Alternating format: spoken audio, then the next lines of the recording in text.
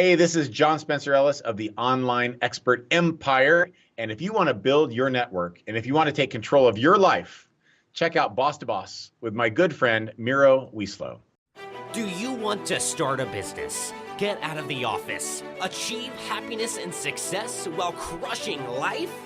This is Boss to Boss, the place to be for that extra motivation to get up and follow your dreams while learning from the ones who have already done it.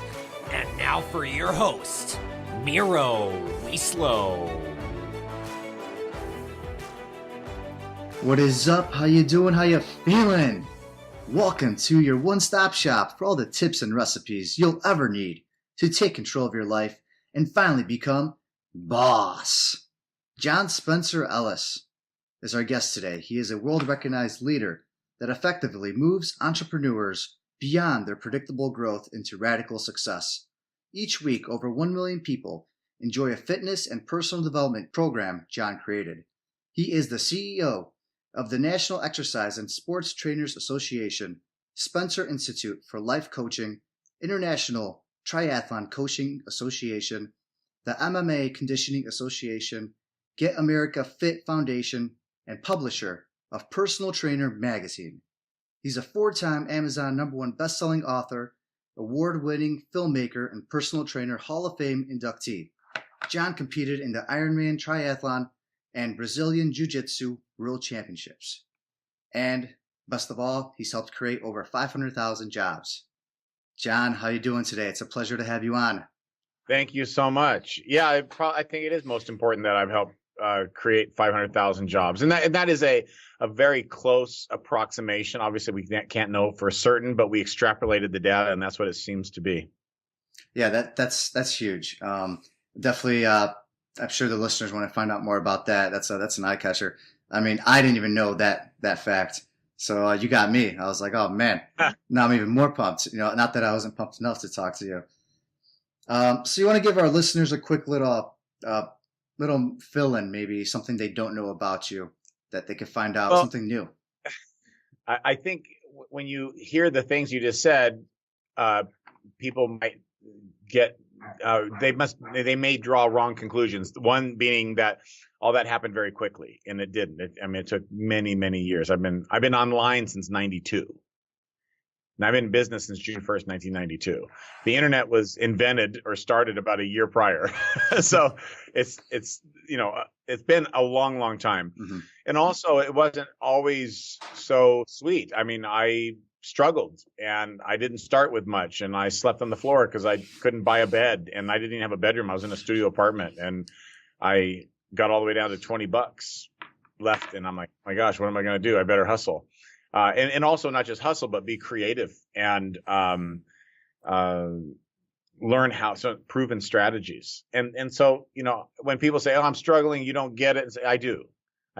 I just was really willing to suffer and struggle and work hard. And I didn't go on vacation. I didn't go away. I didn't take any days off for about a decade. Wow. So I started.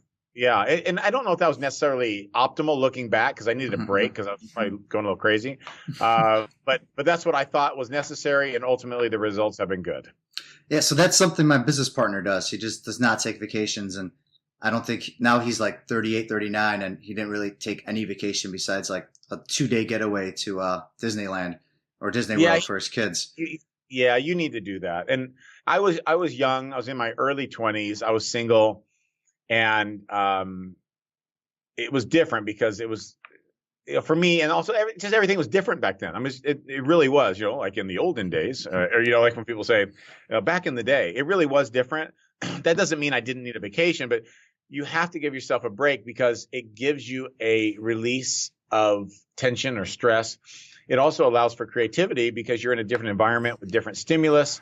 It relaxes your body in a way to where you see things in a completely new way that you otherwise wouldn't. Yeah, I agree. I'm a big proponent of that. I try to mix in a few things myself. But so back, give us a little history. When did you have an employer that you worked for? I'm sure at some point in your life. Yeah. Before I started my own business, I have a really diverse formal educational background, but one of the things I did is I studied radiology. And so I was a radiological technologist. So I would do x-ray, I did minor surgical assist, worked in urgent care, multidisciplinary practice, oncology. I did massage therapy, exercise rehab, all that kind of stuff, which is, so it's such an odd thing, right? But it taught me patient care, communication, it gave me, going from that into becoming a health and fitness educator, it taught me how to take care of people and understand the human body in a different way. And I think that was very helpful. But I can't imagine ever going back and doing something like that. Holy cow, that would be horrible. And then I got into more of the business and the personal development side of health, fitness, wellness, nutrition, all this stuff. And I've, worked with a lot of people doing that. And then now it's evolved into where I help people with all types of businesses all over the world in every imaginable discipline you could think of. Yeah, I definitely, because when I met you, I knew that there was a lot more going on than just health and fitness. That's for sure. So when was enough? Like, did you hit a point at early on that you knew this is it? Like, I can't work for somebody else. I can't do this whole 9-to-5 thing. Yeah. Dude, I remember exactly what happened. I just turned 49. Like 2 weeks ago, something like that. I just turned 49. Oh, so happy late birthday. Oh, if I didn't wish it to.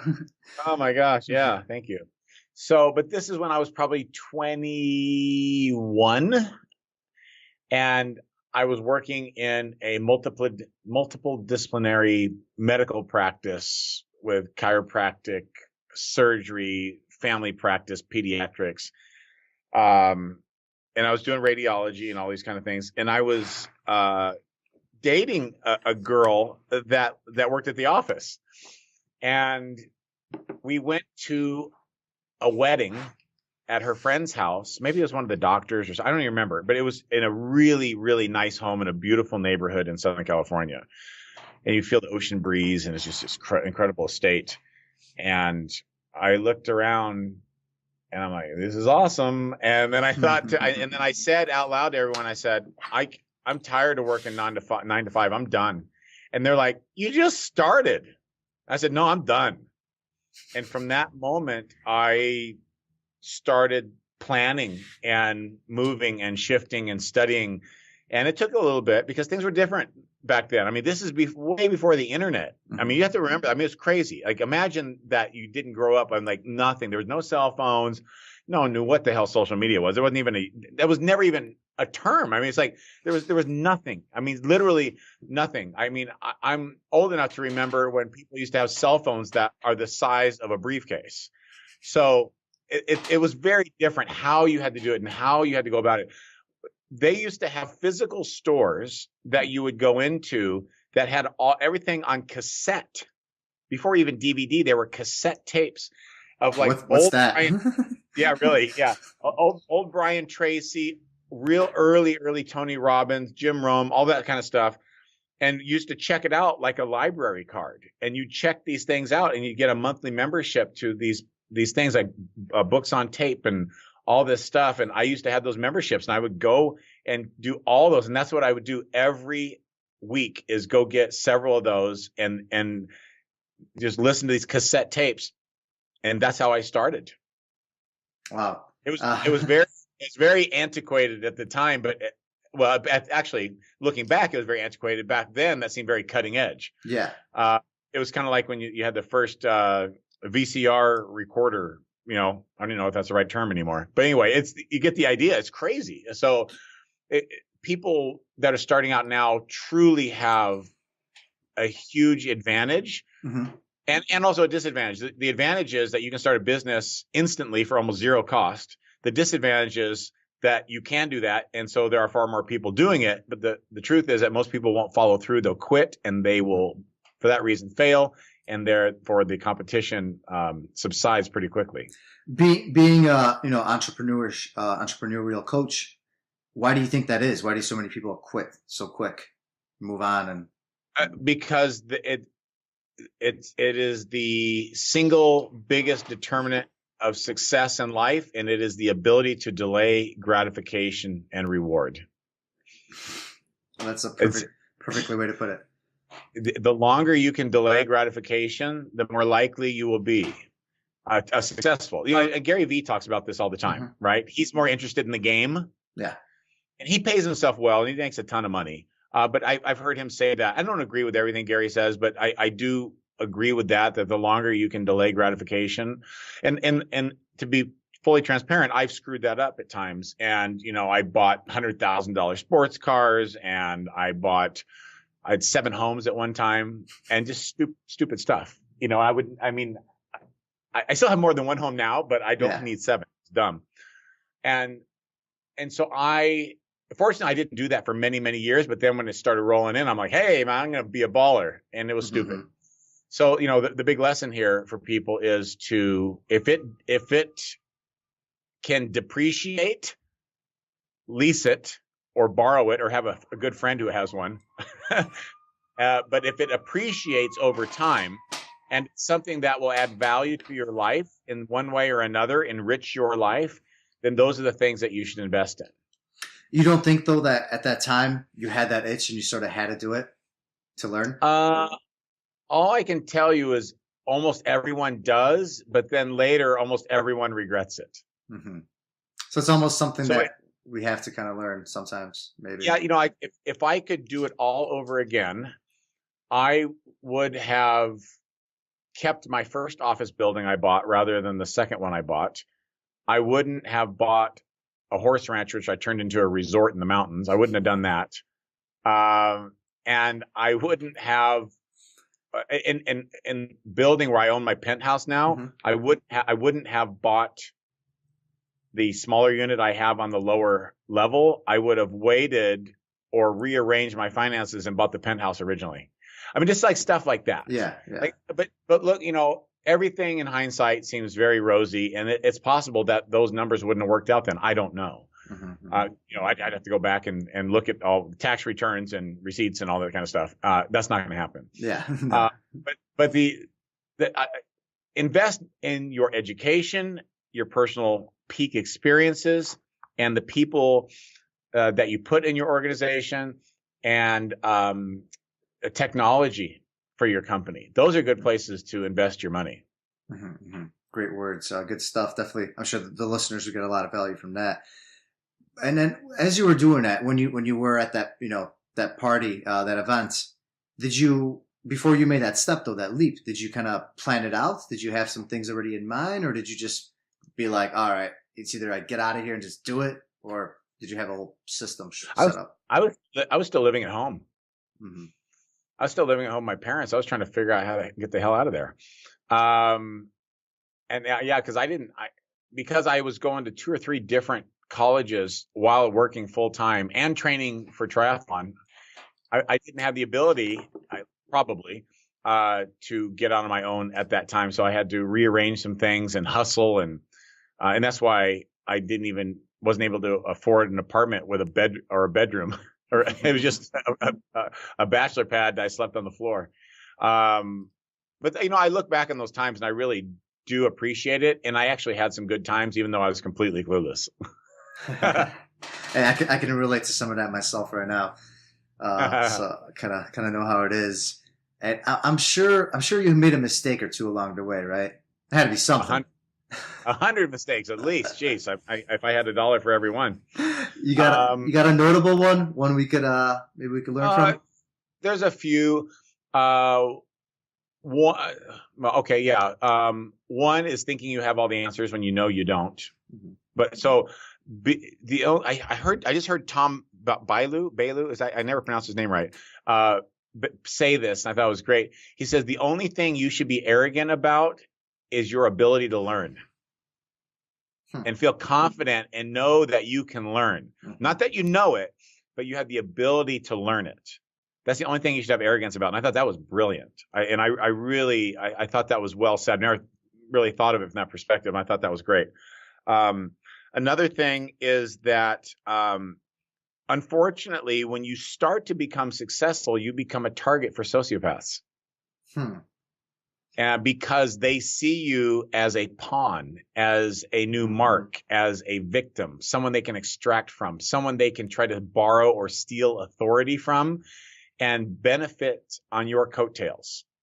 So unfortunately, I've dealt with 3 or 4 sociopaths, and they're crazy and they're horrible and they're rotten. And eventually they're either going to get killed by someone who they screw over, and the person's not going to be as nice as me, or they're going to end up in jail, or they're going to do something stupid and just kill themselves. But you have to stay away from anyone who has mental instability. Now, there's times when people, like if someone came back from war, or they're having a hard time, or they're stressed, or whatever. I mean, there's times it's different. Yeah. But when people are truly screwed up and sociopathic, and or even like a borderline personality disorder, stay away from them, because they will damage you, they will use you, they'll abuse you, they'll lie to you, you'll think that they've changed, and they can't, and they won't, and they don't care, and they'll do it again, and they repeat the cycle.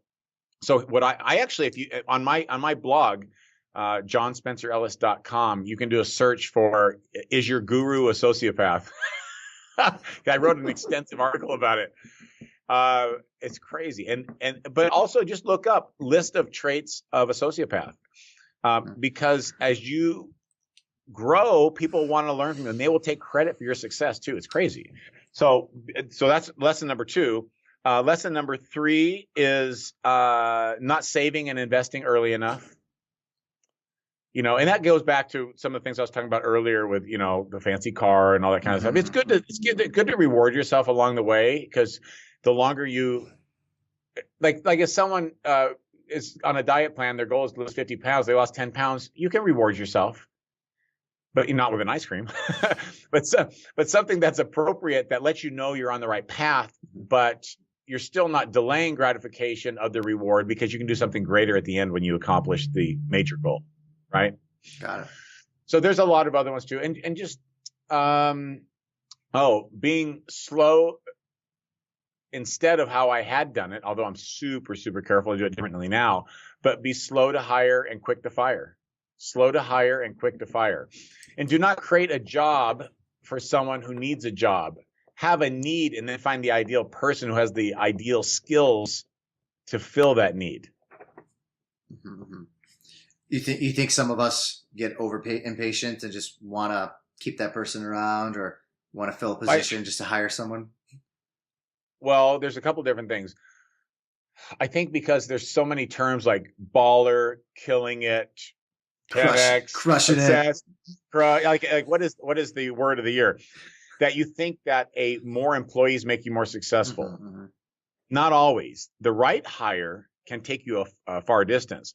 A mishire, meaning hiring the wrong person, sometimes can cost you 5 or 10 times their annual salary in lost productivity and lost opportunity costs. So you have to be really, really careful about who you're hiring. And, I would do background check, do criminal background check.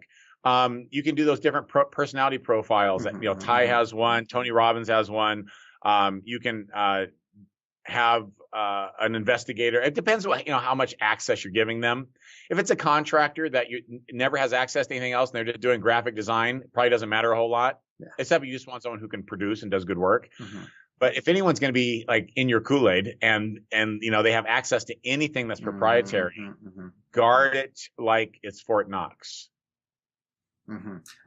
I'm just curious. Do you have the sociopath situations? Anything you want to share with us, or is that diving in too much? Well, I can say. Well, I can give you some. One person was a girlfriend I had probably 20 years ago. She was crazy. She did horrific things. She's a horrible person, truly. Mm-hmm. And she was such a horrible person. I was very tempted to tell the husband that she's now married to, hey, be careful. Watch your kids, watch everything, watch your bank. I know he got screwed over. I guaranteed, because she's not going to change. She's nuts. So that was a girlfriend 20 something years ago. One person was someone I did a business collaboration with. And the thing is, a lot of these sociopaths are actually very bright. Mm-hmm. They're very intelligent, and they're very charismatic, and they have a way with words, and they can win you over. And then another person was someone who worked with my company, who actually was in my office. And this person, I don't know if they were technically a sociopath, but definitely a borderline personality, narcissistic disorder. And just a jerk, and cause problems. And then what will happen too is when you're around these people, anyone else who knows their past or knows of them to be a bad person, if they don't know a lot of the past, and you have association, you will be denied opportunity because they don't want to associate with you because of how they may think how you are because of the other person's behavior. So you have to be very, very careful. Mm-hmm. So I know some of your listeners and your viewers are going, dang, I think I know that, Bob, Susie, Kim, or Skip, I'm pretty sure that they might be nuts. So just be cautious. Read that article on my blog, johnspencerellis.com, and then do a search for Is Your Guru a Sociopath? But it could be your boyfriend, your girlfriend, your significant other, or your coworker. So stay vigilant. Yeah, everybody. So that's johnspencerellis.com, and Ellis with 2 L's. Correct. All right. And then, so let's just say one of the listeners, we're pretty much, we're there. We're in a cubicle. We're in the office, and we're debating. We're sitting on the edge of our seat debating. Do we make that leap? Do we not? Do you have some sort of advice or tip for that person, whether this is for them? Here's what I can tell you is that we all have brilliance. All of us, in one way or another, we have a special skill, talent, ability, brilliance, expertise in something. But what happens is we don't realize it because we've become so accustomed and acclimated to doing it that we don't think it's a big deal. It's kind of like if Slash goes, well, playing the guitar is nothing. He doesn't have to think about it. But he's incredible, one of the best rock guitarists ever in the history of the world, right? Mm-hmm. So he doesn't think much of it. So although he has to know he's an expert, my gosh. But for someone else, like he is a rock god. Mm-hmm. And so he has these abilities, but there's a lot of people who, just play guitar really well. And they also have skills that they can teach other people. Maybe they've been playing guitar for 10 years and they can read music and they can compose and they know finger picking and chord progressions. It may seem like nothing to them, but to someone who's just starting out, it's unbelievable. It's beautiful. We all have skills, but oftentimes we're not compensated properly for them. We're doing it in the capacity of helping someone else build their empire rather than our own. Mm-hmm. And so therefore we think of it just as I'm a cog in the mechanism rather than building my own empire. And that can be disheartening. And then you lose your passion for something that you're actually really good at. But if you could take that same skill and ability and turning it into something that is truly your own, then you can take it a long way and earn what you're worth while you have fun with your passion. And there's a lot of people who maybe have never done their passion for a living. Maybe they're an accountant. Let's just say they're a bookkeeper, an accountant, something like that. They work in finance, but they're like, man, I'm tired of crunching numbers. I want to be more creative, right? So you're thinking, I want to be more creative, and my hobby is really fly fishing. Mm-hmm. You can make a multiple 6 or 7-figure income fly fishing. Because you can do tours, you can do a podcast, you can do a blog, you can do an ebook, you can do affiliate marketing for fly fishing. You could put on a convention. You could do gear reviews. You could do all of those things and more. Write a book, do a newsletter, create an association, any of those things for your hobby. And a lot of people don't think about that because they've never been taught that it's okay to think like that. Mm-hmm. And that's really my passion of how I help people, is to get them to understand that they have brilliance, they have expertise, and their hobby or the passion can become the thing that changes their life and let them live their dream every day. That's awesome. That is awesome. I mean, the feeling you get from doing something like that, I'm sure there's no comparison, right? At the end of the day. 100%. Yeah.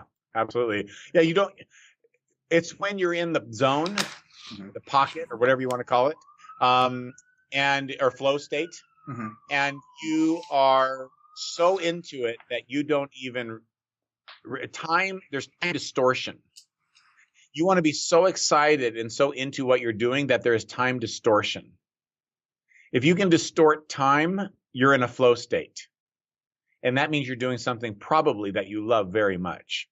And that means that might be something worthwhile to pursue further. If my days right now are 14, 16-hour days, and they fly by in seconds, and these weeks and months fly by like this, with the flash. Sure. I'm doing something right.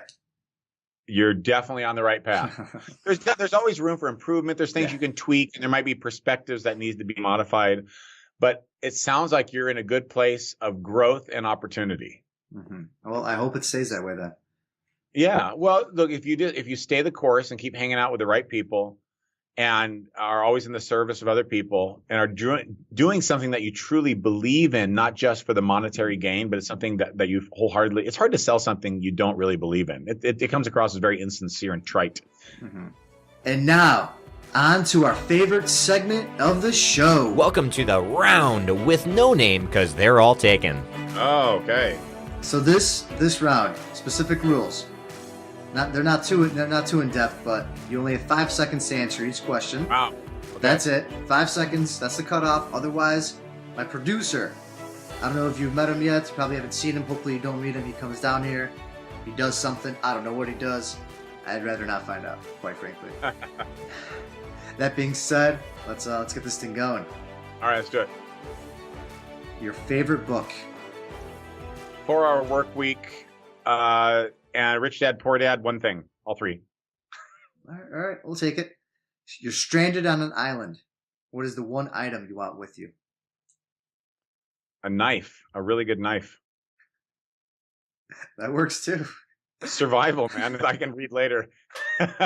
So, who is or currently or was your greatest mentor? It's a couple, Al and Marilyn Sargent, and they developed a system called hemispheric integration, which is a brain training method we teach at one of my schools. And then that has helped me get past some of the biggest challenges and gain the most clarity in my life. All right. Is entrepreneurism a fad? No way. It's a lifestyle. Is voice the future, specifically podcasts? Partially video. Is there one item, food or drink, that you consume every day that makes you different from the rest?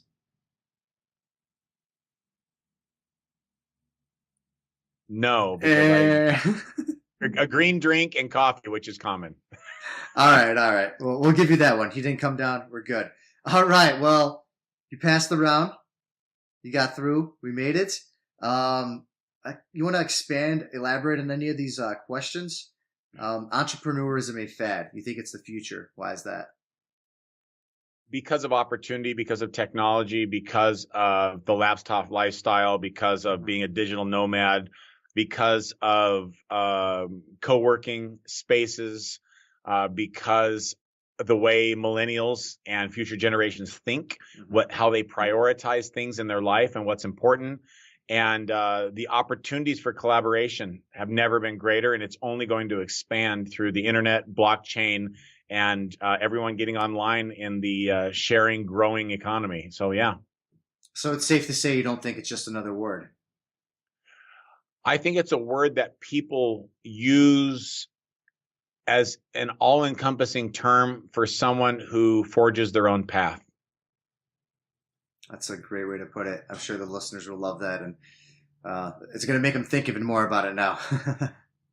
Well, that's the whole point, right? We want to open up people's minds and get them to think, right?